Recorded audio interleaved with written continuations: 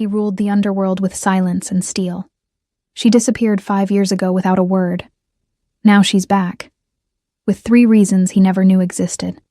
When a crime lord's past walks through the door holding his future, every empire has a price. And tonight, his just became unmeasurable.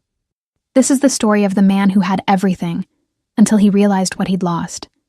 Welcome to a love that survived secrets, silence, and the weight of a crown made of shadows. Hello, everyone. I'm back with another Afro-Korean story that will stay with you long after it ends. Today's tale is about secrets, second chances, and a love powerful enough to shake an empire. But before we dive in, please subscribe and help us reach 1,000 subscribers so we can keep bringing you stories you've never seen anywhere else. Now, let's begin. The restaurant was the kind of place where silence cost more than noise. Crystal chandeliers hung like frozen tears above tables draped in white linen, and every whisper seemed to carry the weight of secrets worth keeping. Jinwoo Park sat across from his fiancée, her diamond ring catching light like a promise he wasn't sure he could keep when the door opened and his world stopped breathing. He didn't need to turn around. He felt her before he saw her, the way you feel a storm coming before the first drop of rain. 5 years. 5 years since Amara had walked out of his life without explanation. Without goodbye, without anything but the empty space where her laughter used to live. He'd searched for her. God, how he'd searched. Every contact, every favor owed, every thread of his underground empire pulled taut, trying to find the woman who'd simply vanished like smoke through his fingers. And now she was here. His fiancée, Yuna, was still talking about wedding venues. Her voice a pleasant hum he could no longer hear. Jinwoo's eyes found Amara across the dining room, and the air between them became electric, dangerous, alive. She was more beautiful than his memory had allowed. Her skin still glowed like warm amber in candlelight. Her natural hair framed her face in soft coils, and she moved with that same graceful confidence that had first undone him 7 years ago. But it wasn't Amara who made his heart stop. It was the 3 children holding her hands, triplets, no older than 5. 2 boys and a girl dressed in matching outfits, their small faces turned up toward their mother with absolute trust. And when one of the boys looked across the restaurant, Jinwoo saw his own eyes staring back at him. Dark, intense, unmistakable. The wine glass in his hand trembled. Jinwoo. Yuna's voice cut through the roaring in his ears. Are you all right? He couldn't answer, couldn't breathe, couldn't do anything but watch as Amara's eyes finally met his across the space that separated them. A space that suddenly felt like an ocean and a heartbeat all at once. Her expression didn't change. She didn't gasp or freeze or run. She simply looked at him with those warm brown eyes that had once seen past the crime lord to the man underneath. And in that look, he saw everything. The truth she'd carried alone, the choice she'd made to disappear, the life she'd built without him, and the 3 reasons she'd had to do it all. "Mommy, I'm hungry," the little girl said, tugging on Amara's dress. Amara's lips curved into a small smile. Not for him, never for him anymore, but for her daughter, their daughter. "I know, baby. Let's get you seated." The hostess led them to a table on the opposite side of the restaurant, but it might as well have been next door. Jinwoo could feel every step Amara took, could sense the careful way she avoided looking at him again, could see how one of the boys kept glancing over with curious eyes that mirrored his own. Jinwoo. Yuna's hand touched his, cool and perfectly manicured. "You look like you've seen a ghost." He had. 3 ghosts. 3 small souls he'd never known existed. His mind raced through the timeline. 5 years since Amara left. The children looked about 5 years old, which meant she'd known. She'd known she was carrying his children, and had chosen to disappear rather than tell him. The betrayal cut deeper than any knife his enemies had ever turned on him. But underneath the anger was something worse, understanding. Because he knew what he was, knew what his world demanded, knew that the man who ruled the Korean underground with an iron fist and a reputation for ruthlessness was not a man who got to have a family. Not a real one. Not one that wasn't stained by blood and violence and the constant shadow of death. She'd protected them. From him. From his world. From everything he touched that turned dark. and he couldn't even hate her for it. "I need a moment," Jinwoo said, his voice coming out rougher than intended.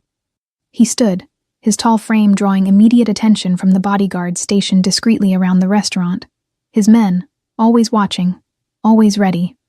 "Where are you going?" Yuna asked, concern creasing her perfect features. "Just the restroom. I'll be right back." It was a lie. He was walking toward the table where Amara sat with their children, drawn by a force stronger than reason, stronger than the empire he'd built, stronger than every wall he'd constructed around his heart. She saw him coming. He watched her shoulders tense, watched her lean down to whisper something to the children, watched her stand to meet him before he could reach the table. They faced each other in the space between their separate lives. "Jinwoo," she said softly, and hearing his name in her voice again was like coming home and being exiled all at once. "Amara." His hands clenched at his sides, fighting the urge to touch her, to confirm she was real. "We need to talk. Not here, not now. Then when?" His voice dropped to the dangerous whisper his enemies knew to fear. "After another 5 years?" Something flickered in her eyes. Pain, regret, determination. "I did what I had to do." "You took my children." The words came out broken, raw. "You took my children and you ran." "I saved them," she corrected, her voice steady despite the emotion swimming in her gaze. "From your world. From what loving you would have cost them." One of the boys called out, "Mommy?" Amara's expression softened instantly, all her attention turning to her son. Their son. "It's okay, baby. Mommy's coming." She looked back at Jinwoo, and in that moment, he saw the woman he'd loved and the mother she'd become, and he understood that she would burn down his entire empire to keep those children safe. "Tomorrow," she said quietly. "Lincoln Park, 2 p.m., come alone." Amara. "Alone, Jinwoo. Or I disappear again, and this time, you'll never find us." She walked back to the table before he could respond, scooping the little girl into her arms and pressing a kiss to her forehead. The boys flanked her like small guardians, and Jinwoo watched his family, a family he'd never known, sit down to dinner without him. When he returned to his own table, Yuna was watching him with questions in her eyes. Who was that woman? Jinwoo picked up his wineglass, his hand steady now despite the chaos inside him. "Someone I used to know." "She looked at you like you were more than that." He didn't answer, couldn't answer, because Amara had looked at him like he was everything and nothing all at once. The man she'd loved and the monster she'd fled from. And somewhere between those two truths, he would have to find a way forward, because those children had his eyes. And a man like him didn't walk away from blood, not even when walking toward it might destroy everything. Jinwoo didn't sleep that night. He stood on the balcony of his penthouse, the city sprawling below him like a kingdom of light and shadow, and tried to reconcile the man he'd become with the father he'd never known he was. Behind him, through the floor-to-ceiling windows, Yuna slept in his bed, innocent, unburdened by the weight of his past. She fit perfectly into his world of carefully orchestrated appearances, the daughter of a powerful businessman, beautiful, poised, exactly what a man in his position was supposed to want. But she wasn't Amara. No one had ever been Amara.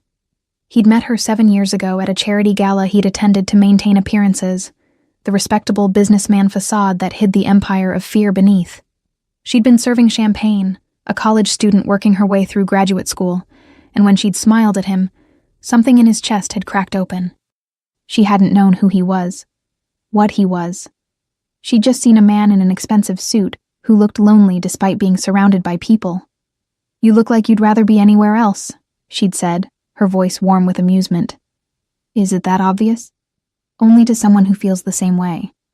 They'd talked for 3 hours. About books and dreams and the kind of life worth living.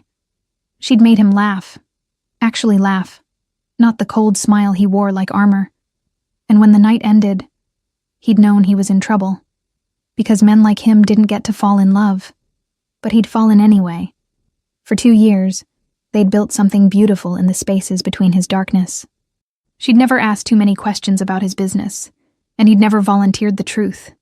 She'd brought light into his shadows, softness into his steel, And for the first time in his life, he'd imagined something different. Then she disappeared. No note, no explanation, no trace. One day she was there, laughing in his kitchen while making breakfast, and the next, she was gone.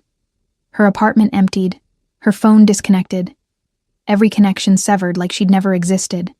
He'd torn the city apart looking for her, called in every favor, threatened every contact, used every resource his organization possessed. But Amara had vanished completely, as if she'd never been real at all. And now he knew why. She'd been pregnant, with triplets, his children. The rage that swept through him was cold and calculating, the kind of anger that had built his empire. But underneath it was something more painful. Grief. Grief for the 5 years he'd missed. First steps and first words and first everything. Birthdays and bedtimes and all the small moments that made a life. She'd stolen that from him. But she'd also saved them. His phone buzzed. A message from his second-in-command, Marcus, ran the woman's info. Amara Johnson, living in Riverside under her real name. No aliases. Works as a pediatric nurse. Clean record. Want me to dig deeper? Jinwoo's jaw clenched. Of course she'd become a nurse. Of course she spent her days healing children. That was who Amara was. Someone who made the world softer, kinder, better. Everything he wasn't. He typed back. No. Leave it. Boss? I said leave it. That's an order. He could handle this himself. Had to handle this himself. Because this wasn't about his organization or his power. This was about 3 children who shared his blood and a woman who'd loved him enough to run. The sun rose slowly over the city, painting the sky in shades of gold and amber, colors that reminded him of Amara's skin, of the way she'd looked in morning light, soft and warm and safe. Safe. Until him. At 1 p.m., he dismissed his bodyguards for the afternoon. An unprecedented move that had Marcus calling immediately. Boss, you can't go unprotected. The Italians are still... I'll be fine for a few hours. Jinwoo. Marcus rarely used his first name. What's going on? Something I should have handled 5 years ago. He hung up before Marcus could argue further.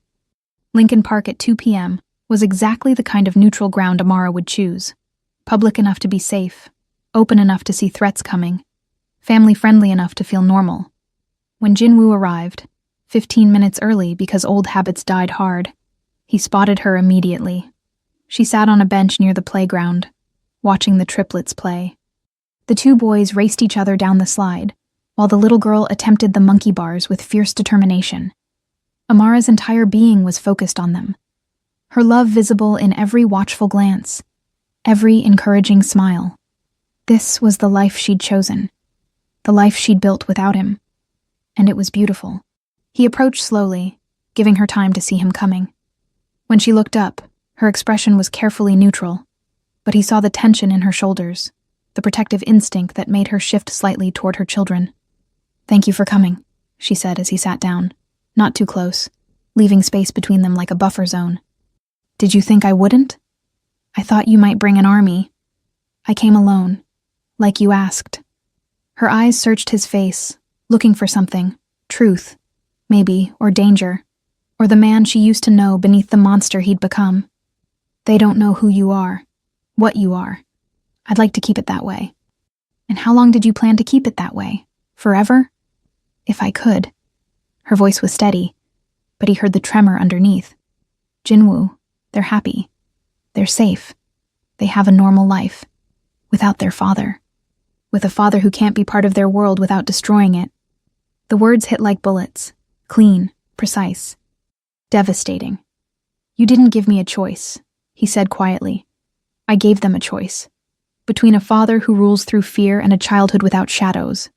She turned to look at him fully now, and he saw the woman who'd loved him fighting with the mother who would die for her children. Tell me I was wrong. Tell me that your life is safe for children. Tell me that loving you doesn't come with a target on their backs. He couldn't, because everything she said was true. They have my eyes, he said instead, watching the little girl finally make it across the monkey bars, her face lighting up with triumph. They have more than that. David has your focus. Michael has your intensity. Arya has your determination. Amara's voice softened. They're so much like you it terrifies me. What are their full names? She hesitated, then, David Jin Johnson, Michael Jin Johnson, Arya Jin Johnson. Jin. She'd given them his name, hidden in the middle where the world wouldn't see it, but there, a piece of him embedded in their identity. You gave them my name, he breathed. I gave them their father's name, even if they could never know him. One of the boys, David, he now knew, looked over and saw Jinwoo sitting with their mother. The child's eyes narrowed with the same analytical assessment Jinwoo used in business negotiations, and then he started walking over. Amara, Jinwoo started. Just follow my lead, she whispered urgently. David stopped in front of them, small but fearless. Who are you? Jinwoo looked at his son, and felt something fundamental shift inside him. I'm a friend of your mother's. Mommy doesn't have friends who wear suits like that. Smart. The boy was smart. David, this is Mr. Park, Amara interjected smoothly. We knew each other a long time ago. From before us? Yes, sweetheart. From before you. David studied Jinwoo with an intensity that was mirror-like and unsettling. You look sad. Jinwoo's throat tightened. Do I? Grown-ups think kids don't notice. But we do. Then, with the casual cruelty of childish honesty, you have eyes like mine. The world stopped. Amara's hand found his, a brief, steadying touch. Coincidence, baby. Lots of people have dark eyes. But David wasn't convinced. He looked between them, processing, calculating, and Jinwoo saw the exact moment his son began to suspect something deeper. David, Michael called from the playground. Come help me with Arya. The spell broke. David turned and ran back to his siblings, but he glanced over his shoulder once, a look that said this conversation wasn't over. He's sharp, Jinwoo said, his voice rough. They all are. Which is why we can't. Amara pulled her hand back, creating distance again.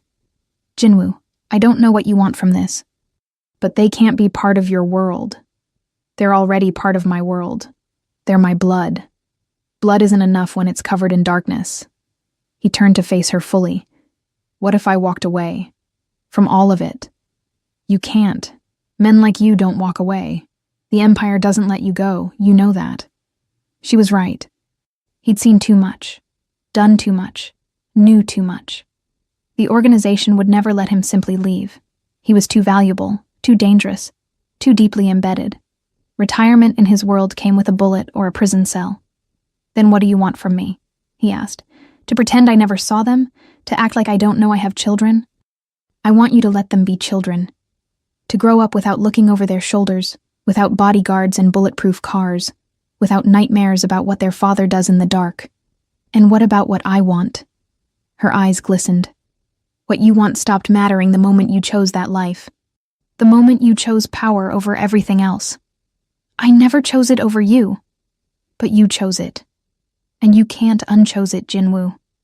That's the truth you won't face. Arya's laughter rang across the playground. Pure, innocent, untouched by anything cruel. And Jinwoo understood that Amara had given his children something he never had, the chance to be innocent.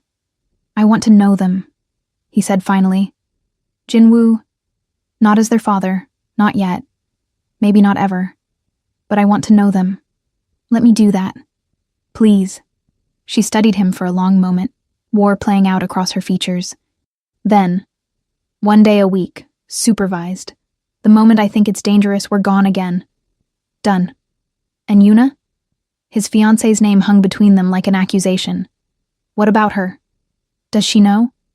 No. Will you tell her? He thought about Yuna, about the life they were supposed to build, the merger of families, the strategic alliance, the perfect facade. I don't know. Then figure it out, because I won't let your double life destroy what I've built for them. She stood, calling to the children. They came running, 3 small hurricanes of energy and joy, and Jinwoo watched them pile around their mother like she was their whole world. Because she was. Say goodbye to Mr. Park, Amara instructed. They chorused their goodbyes, Arya with a shy wave, Michael with a solemn nod, David with those knowing eyes that saw too much. And then they were gone, walking back toward a life he wasn't part of, leaving him alone on a park bench with the weight of everything he'd lost and everything he might never have. His phone buzzed. "Yuna, dinner tonight? Haven't seen you all day." Jinwoo stared at the message, then at the retreating figures of his children. He'd built an empire on fear and control, but right now, he had neither. And for the first time in his life, he didn't know what move to make. The restaurant incident had consequences. Jinwoo learned this 3 days later when Yuna's father requested an emergency meeting, the kind that wasn't really a request. Richard Chen was old-school organized crime masquerading as legitimate business, and his daughter's engagement to Jinwoo was about consolidating power, not love. They met at Chen's private club, all mahogany and cigar smoke, and men who'd killed with handshakes and smiles. "My daughter says you were distracted at dinner," Chen began without preamble. "That you spoke to another woman. That you looked at her like the world was ending." Jinwoo kept his expression neutral. "An old acquaintance, nothing more." "Nothing more." Chen leaned back in his leather chair, studying him. "Jinwoo, we've known each other for 15 years. I've watched you build your empire from nothing. You don't get distracted. You don't lose focus. You certainly don't look at anyone like they matter more than your ambitions. It was nothing. Don't insult my intelligence." Chen's voice hardened. "Who is she?" Silence stretched between them, the dangerous kind that preceded violence or understanding. Jinwoo calculated his options. Chen's organization was powerful, but not as powerful as his own. A war between them would be costly, bloody, and ultimately pointless. But lying to Chen about Amara felt like betraying her all over again. "Someone from before," Jinwoo said finally. "Someone I cared about. She disappeared 5 years ago. And now she's back." "Yes. With children," Yuna said. "3 of them." Jinwoo's jaw tightened. So Yuna had noticed more than she'd revealed. "Yes." Chen was quiet for a long moment. Then surprisingly, "Are they yours?" The question hung in the air like a sword. "Yes." Chen whistled low. "That complicates things." "It doesn't have to. My engagement to Yuna still stands. This woman, she wants nothing to do with my world. She made that clear. But you want something to do with hers." It wasn't a question. Jinwoo met Chen's gaze directly. "They're my blood. I can't pretend they don't exist. Can't or won't. Both." Chen stood, pacing to the window that overlooked the city. The same city they'd both carved into territories, both ruled from shadows. "You know what I'm going to say. That I need to choose. That I can't have both worlds. That having children makes you weak, makes you vulnerable, makes you a target." Chen turned back to face him. "You remember what happened to Martinez? The moment his enemies found out about his daughter, she became leverage. They took her, tortured her, sent him pieces of her until he gave them everything they wanted. I remember. Everyone in their world remembered. It was a cautionary tale told to keep people like them from having families. And you're willing to risk that? For children you didn't even know existed 3 days ago? They existed whether I knew it or not. That doesn't change because it's inconvenient." Chen studied him with something like respect. "You've changed." The Jinwoo Park I knew 10 years ago would have walked away, would have paid the woman to disappear again, and never looked back. Maybe that Jinwoo died when he saw his children's faces. Then you're a fool, because that Jinwoo survived. This new one? Chen shook his head. "Sentiment is poison in our business. Then I'll drink the poison." "And what about my daughter?" The question Jinwoo had been avoiding. "Yuna deserves better than a husband who loves someone else. Yuna deserves the alliance we agreed on. The merger of our territories, our resources, our power." Chen's voice went cold. "You don't get to back out because an old girlfriend showed up with convenient children." "Convenient?" Jinwoo stood, anger flashing. "My children are not a convenience. They're a liability, a weakness, a vulnerability that every one of your enemies will exploit." Chen stepped closer. "You want to know them? Fine. Keep them secret. Set them up somewhere safe with their mother. Visit occasionally. play the concerned benefactor. But you don't blow up a multi-million-dollar alliance for sentimentality. It's not sentimentality, it's... What? Love? Chen laughed, but it was ugly. You gave up love when you chose this life. We all did. That was the price, and you paid it willingly. Maybe I want a refund. The words came out before Jinwoo could stop them, and he saw Chen's expression shift from annoyed to dangerous. There are no refunds in our world, only exits. And you know what exits look like. Death or betrayal. Those were the only ways out. I'm not saying I want out, Jinwoo clarified. I'm saying I want both. You can't have both. No one can have both. That's the fundamental rule. Then maybe it's time to change the rules. Chen stared at him for a long moment. Then he picked up his phone and made a call. Bring her in. Confusion flickered through Jinwoo. Bring who? The door opened, and Yuna walked in, still wearing her office clothes, looking between her father and her fiancé with guarded eyes. Tell him, Chen ordered his daughter. Yuna took a breath. I know about the woman, about the children. I've known since the restaurant. Jinwoo felt the ground shift beneath him. Yuna, and I'm willing to look past it. Affairs happen. Secret children happen. I'm not naive enough to think our marriage is about love. Her voice was steady, almost detached. But I won't be humiliated. I won't be second choice. If you marry me, you cut them off completely. No contact, no support beyond financial. They disappear from your life as thoroughly as if they never existed. I can't do that. Then we have a problem. Chen stepped forward. Because here's what's going to happen if you walk away from this engagement. I will take it as a declaration of war. And the first casualties of that war will be a pediatric nurse in Riverside and her 3 children. The threat landed like a physical blow. Jinwoo's hands clenched into fists. You touch them, and I will burn your entire organization to the ground. Then we have mutually assured destruction. Chen smiled coldly. Or you could make the smart choice.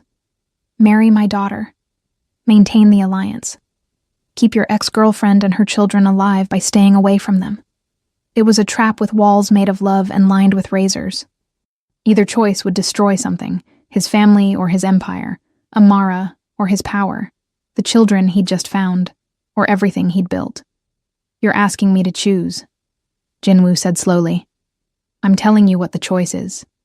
You chose this life a long time ago, Jinwoo, long before you knew those children existed. Now you get to live with that choice. Yuna watched him with eyes that held no warmth, no understanding, just cold calculation.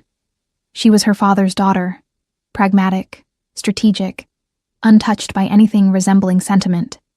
She would never look at their children the way Amara did, would never sacrifice everything to keep them safe, would never choose them over power, because she was exactly like him, or like who he used to be. I need time, Jinwoo said. You have until the engagement party next week, Chen replied. Either you show up with my daughter on your arm, or you show up to a war you can't win. Dad, Yuna started. No. Chen silenced her with a look. He needs to understand what's at stake. What's always been at stake. He turned back to Jinwoo. You built an empire on sacrifice. On being willing to give up everything soft and human for power. Don't tell me you've suddenly developed a conscience now. But that was exactly what had happened. Seeing David, Michael, and Arya, seeing himself reflected in their eyes, seeing the life Amara had built for them, had cracked something open inside him that years of violence and control had sealed shut. He'd become human again. And in their world, humanity was fatal. Jinwoo walked out of the meeting without another word. His bodyguards fell into step behind him, silent shadows that followed him back to his car. Marcus was waiting, reading his expression instantly. That bad? Worse. What do you need? Jinwoo looked out at the city, his city, built on fear and respect, and the carefully maintained illusion of invincibility. He'd sacrificed everything for this kingdom of shadows. But kingdoms meant nothing when you had no one to share them with. I need options, he said finally. Ways to protect people from my own world. Marcus was quiet for a long moment. Then, Boss, if you're thinking what I think you're thinking, I'm not thinking anything yet. just gathering information. Information for what? Jinwoo closed his eyes, seeing Arya's smile, David's knowing eyes, Michael's quiet intensity, seeing Amara watching them with fierce, protective love. For how to be a father without getting my children killed. Marcus let out a slow breath. That's not really possible in our line of work. Then I need to find a way to make it possible. And if you can't? Jinwoo opened his eyes, decision crystallizing. Then I need to find a way out. Out? Marcus's voice went sharp. Boss, there is no out. You know that. The only people who leave our organization are dead, I know. Jinwoo looked at his second in command, his friend of 15 years. But maybe it's time someone survived the exit. That's suicide. Chen will come for you. The Italians will sense weakness. Every enemy you've ever made will see their chance. Let them come. Jinwoo's voice went hard. I've been building this empire for 20 years. I think I can defend it long enough to burn it down myself. And then what? You think you can just walk away and play house? Be a normal father to those kids? I don't know. But I know I can't keep being this. He gestured at himself, at the car, at the armed men who followed him everywhere. Not if I want to know them. Really know them. Marcus shook his head. You're going to get yourself killed. And possibly them too. Not if I do this right. There is no right way to do this. Then I'll have to invent one. He had 1 week. 1 week to figure out how to dismantle an empire without bringing it down on the people he loved. 1 week to find a way to be both the man he was and the father he needed to become. 1 week to choose between the kingdom he'd built and the family he'd never known he wanted. His phone buzzed. A text from Amara. Saturday, same park, same time. Don't be late. Jinwoo smiled despite everything. A real smile that felt foreign on his face. He had 1 week to save his soul. And he was going to start by showing up for his children. Saturday came wrapped in autumn light. Golden, fleeting, precious. Jinwoo arrived at the park early again, this time carrying something he'd spent 2 days choosing. 3 small gift bags, each one carefully selected for children he barely knew, but desperately wanted to understand. Amara saw him first. She stood near the swings, arms crossed, her expression unreadable. When their eyes met, something passed between them. Not forgiveness, but acknowledgement. They were here. They were trying. You came, she said as he approached. I said I would.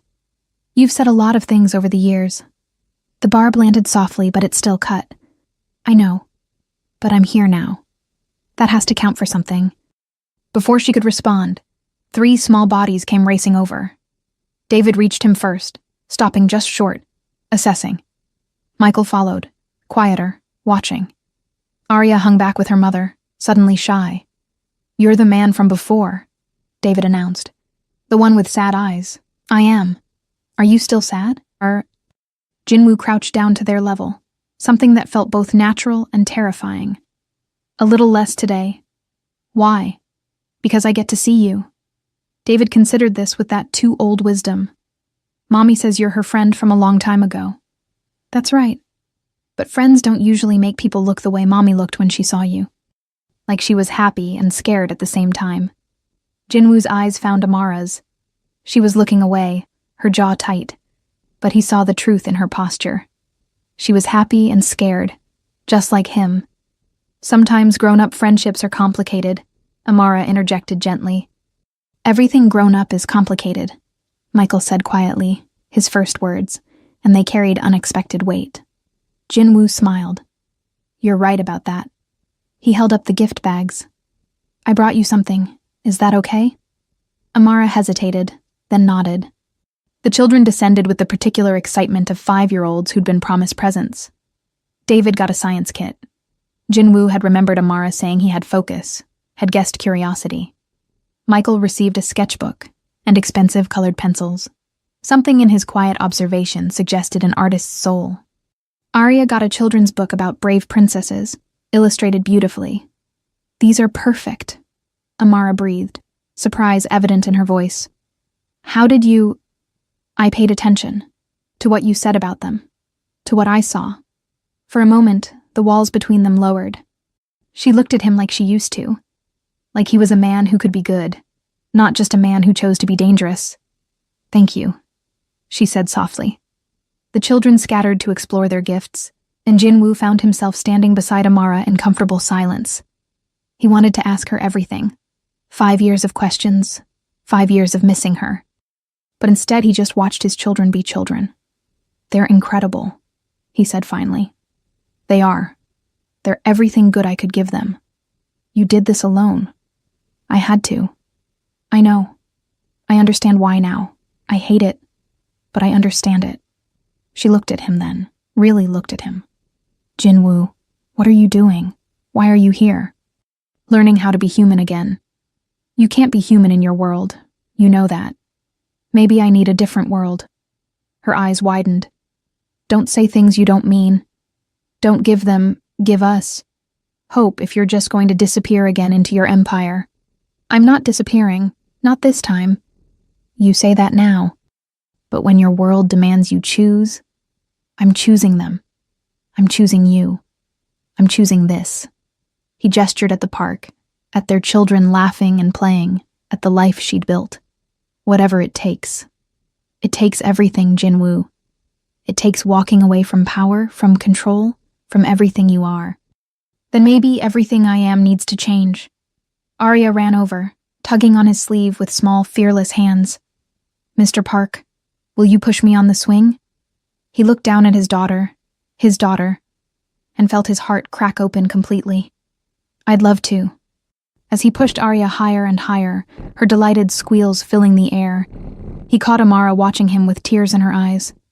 She quickly wiped them away, but he'd seen them. She still loved him. Despite everything.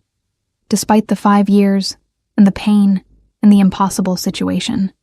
She still loved him. And that made everything. The danger, the sacrifice, the war he was about to start with his own world, worth it.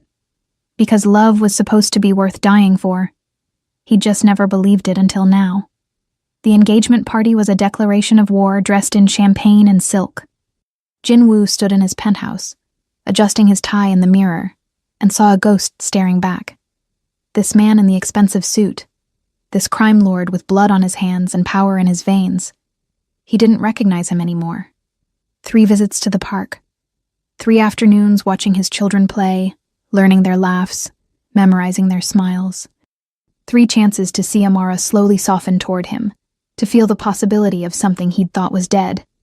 And tonight, he was supposed to cement his engagement to a woman he didn't love, to secure an alliance that would keep him trapped in darkness forever. His phone buzzed. "Marcus. Cars are ready. Chen's people are already arriving. You sure about this?" Jinwoo wasn't sure about anything anymore.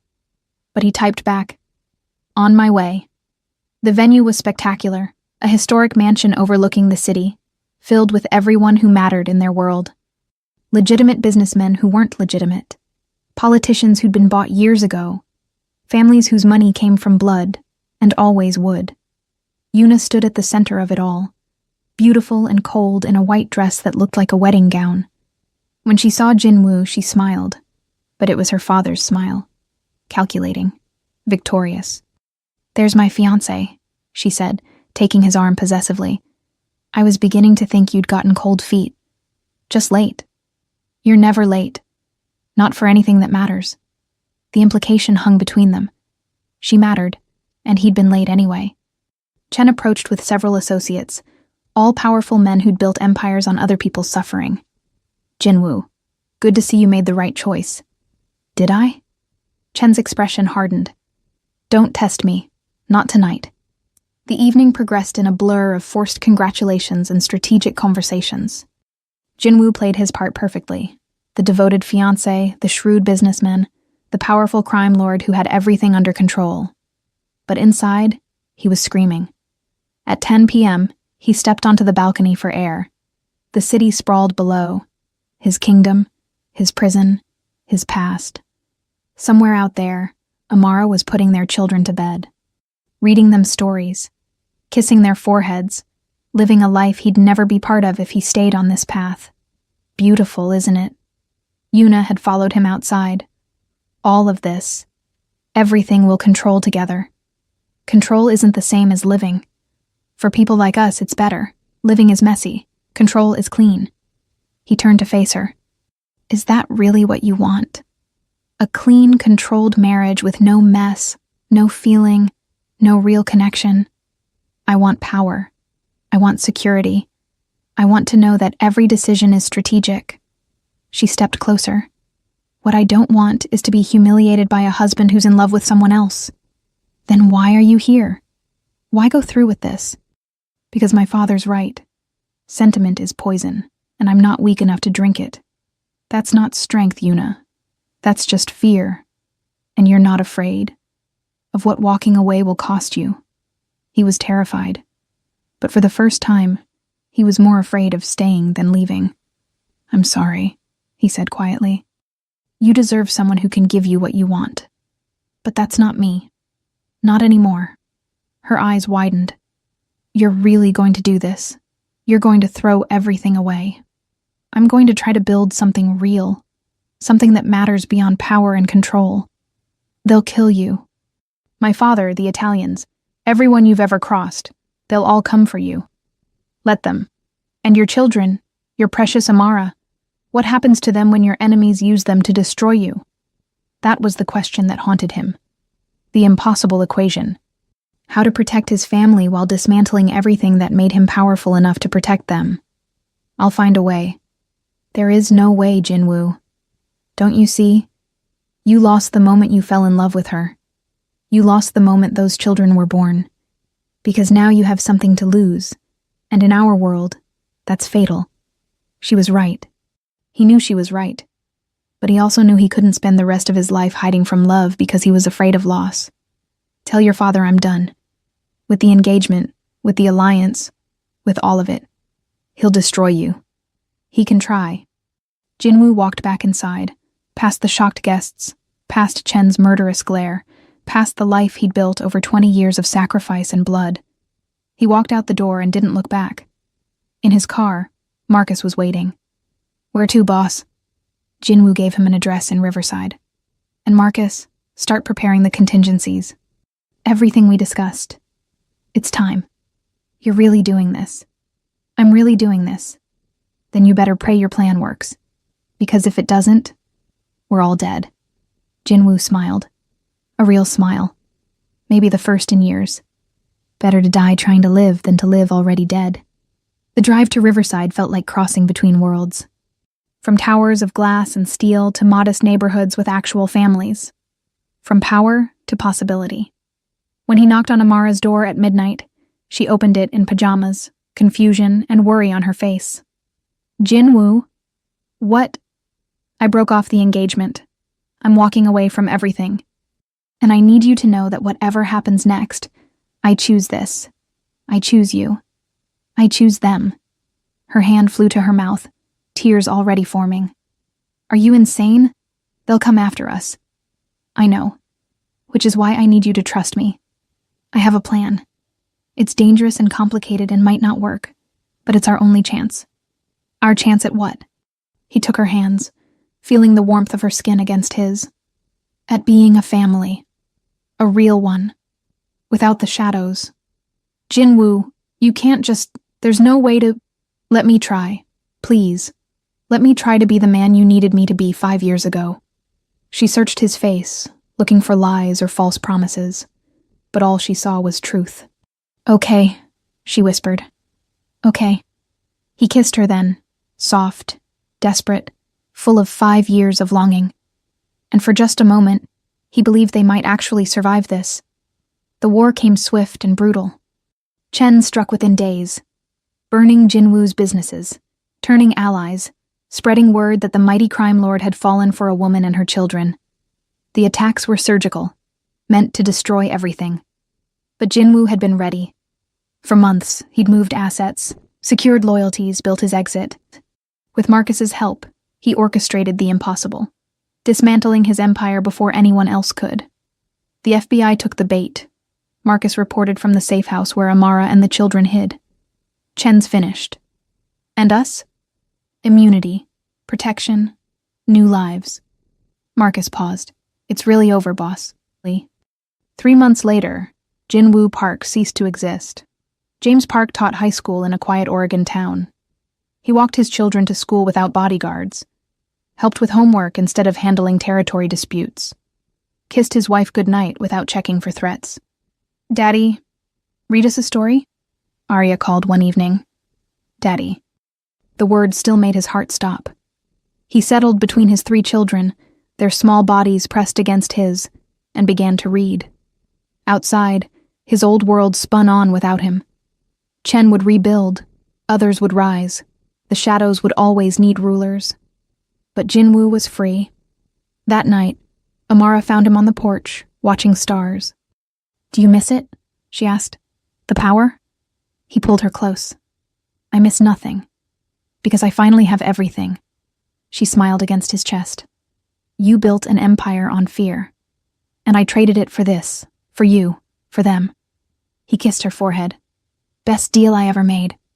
Inside, David's voice called out, "Dad, we need you." "Dad." Jinwoo went to his children, leaving the crime lord behind forever. He'd spent 20 years building an empire of darkness.